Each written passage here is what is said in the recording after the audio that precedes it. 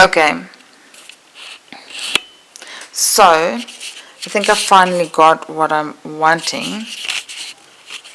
I'm just trying to turn it so that I can put it down in a way that doesn't mess with my focus, because my face is finally clear in that last video, and I need it to be lower enough so that you can see my whole face. I'm like leaning on the edge of my Bible, one of my 3 Bibles. Okay, so I've seen that one's quite clear and it's quite nice, so I'm going to continue in my video from this and try to repeat what I said with the other videos. Okay, so I'm Rosalina Michael, alright, and I am Christian. I've been Christian for about 10 years, and I have a love for psychology.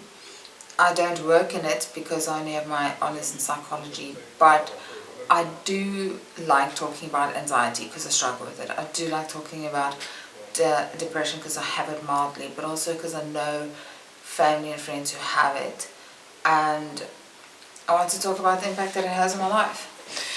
I've said before that a lot of the stuff is research, so I mean you could go and check out what the DSM says.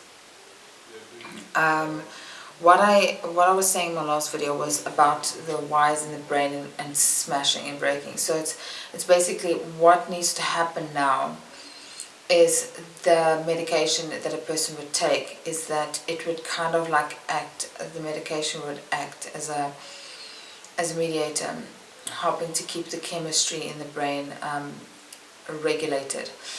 It's some days going to be better than others. So what it does is it helps, but it doesn't completely connect the wires. Okay, and so this is why sometimes even somebody with serious depression on medication will still have a dip if their finances are seriously taking strain, if they're going through a divorce, if their child just got expelled.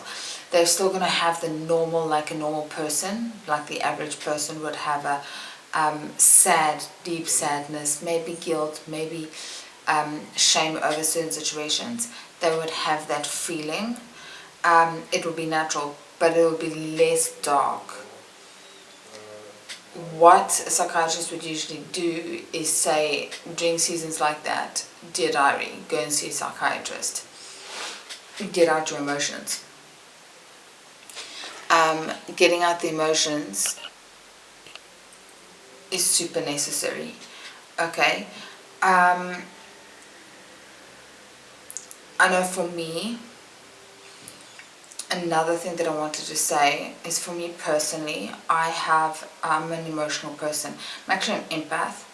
I read a lot about empaths, and I think when I was younger I had this anxiety and this fear to help people because I was afraid of I don't know what, and I got older, but I was drawn to deep conversations. I was drawn to articles in magazines that was about self-growth and change.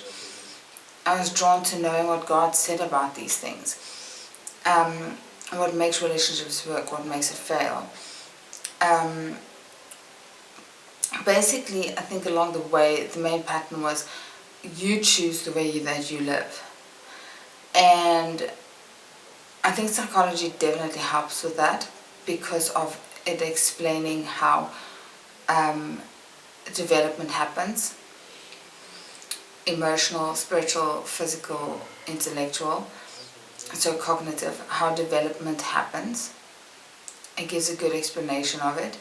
The only difference is that where I feel like psychology would say you have the power to be the best you, the Bible would say you only have the strength to live and eat and breathe because God works through you. Otherwise it's like, because your spirit is dead, if you're not Christian, you're the walking dead. I won't necessarily talk like that to people because it's not loving. People don't generally feel loved when you say that. What I would say to them, if they were to say, what does God mean to you? How do you connect it? Is that He uses resources to help you to understand yourself, and He gives you people like a psychiatrist who can give you guidance on how to deal with the mental illness that you have. The same way that you would go to a doctor for a broken knee, the same way that you go to a lawyer if you need a divorce or you need them to settle a suit for you. The same way that you would go to a school teacher to teach you whatever grade that you're in. You go to a psychiatrist to teach you how to deal with certain things. So along the way, people have said to me, but how can you put the two together? Because psychology focuses on you being the reason you change and grow. You have power. And God is the person who changes the person. So where I do feel like you have freedom of choice in the Bible, you also have God who initiates that and grows that and nurtures that. You have responsibility to allow Him to grow you and help you understand. So the thing with this is, I do believe that God created psychiatrists and psychologists. I do believe that many of the healthy coping strategies to deal with stress, to deal with depression, to deal with healthy outlets of the anxious energy, and that's what the person has, that causes the rage, that causes the neurotic thinking. All of that is actually energy.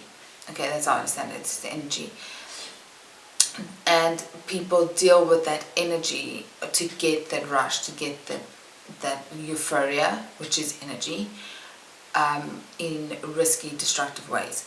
And so if we're going to say something like alcohol, there's nothing wrong with having a glass of wine. The Bible talks about it. What is wrong is when you let it overpower your body and your senses so that it messes with your judgment and your ability to make choices. Okay?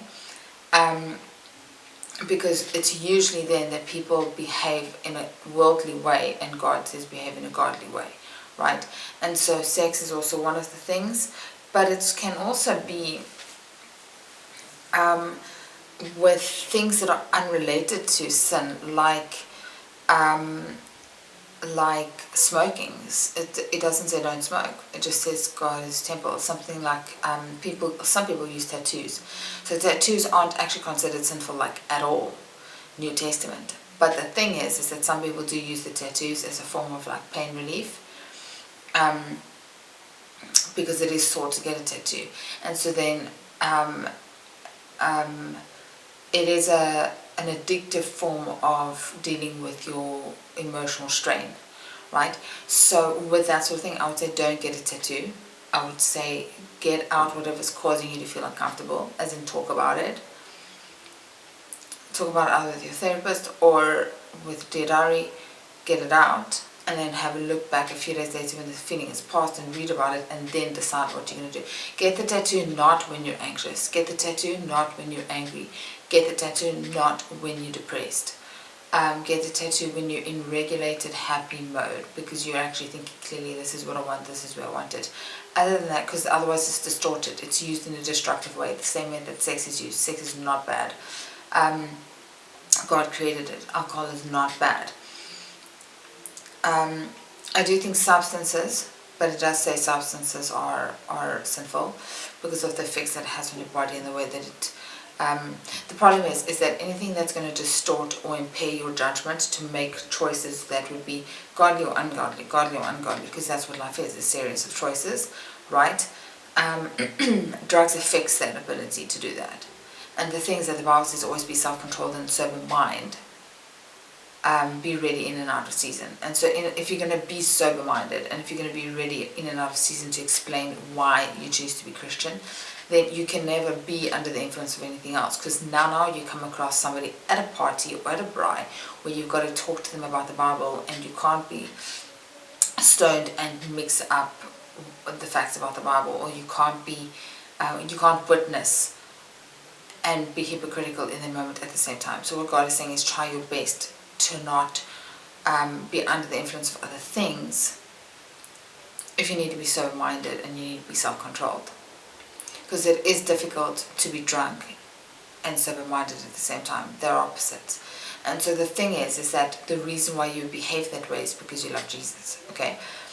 This is for Christians, right? But what I'm saying is that a lot of time we use these things that God created and we use them destructively as coping strategies instead of just going to a psychiatrist or going to Dear Diary, writing down what's bothering